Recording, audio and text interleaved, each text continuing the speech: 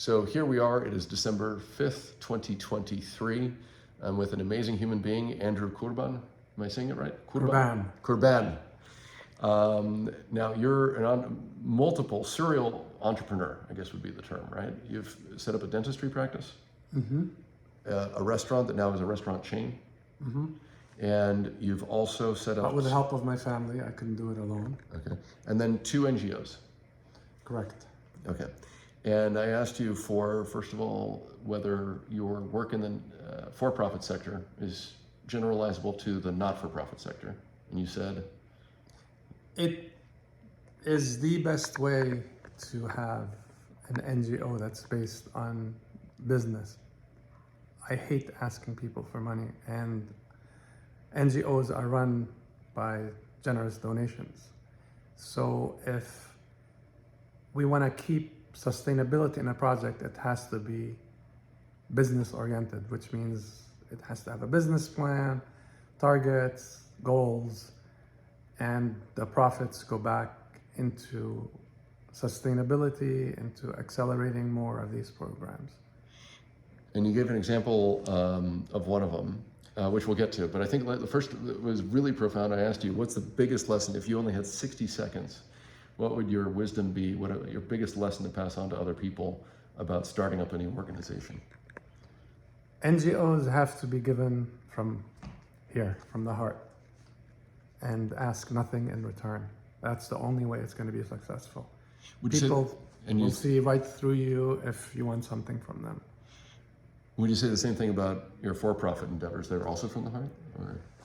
For me, at this stage in my life, it always has to come from the heart, if you want it to be successful. The customers, you treat them with love. The people that work for you, with you, you have to treat them the same way, as if they're family, because they will give of themselves, the business will grow, and it's our motto, food made with love, because it's part of the hospitality. Now that's the motto of your restaurant chain now, Asatuna, is that correct? It is. It's one of the mottos we have, food made with love.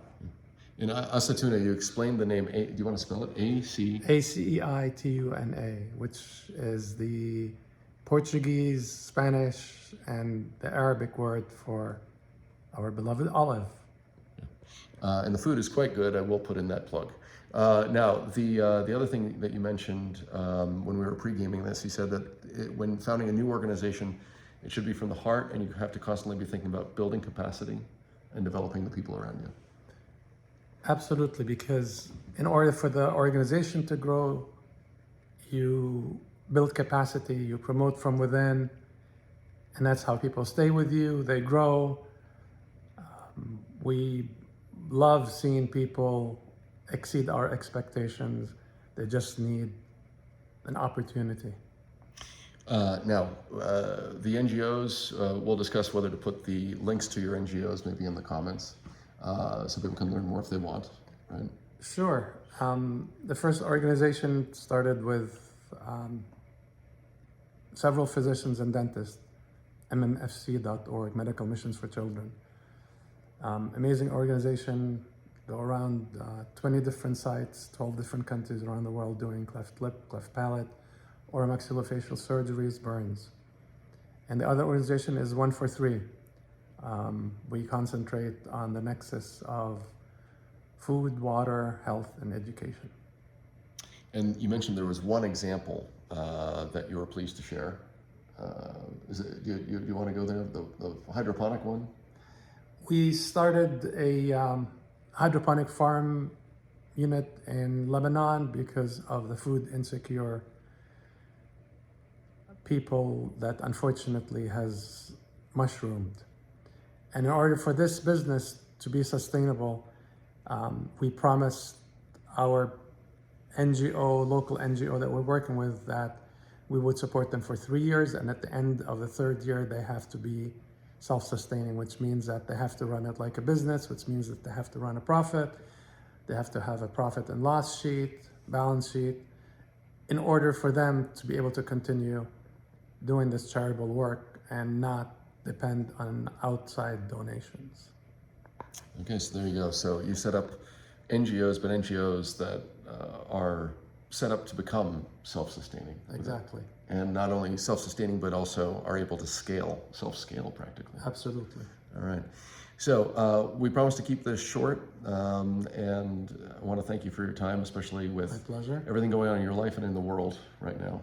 Thank you very much, Adam. And any final last big reflections at the end of 2023? I hope there's peace in the world, especially in Gaza.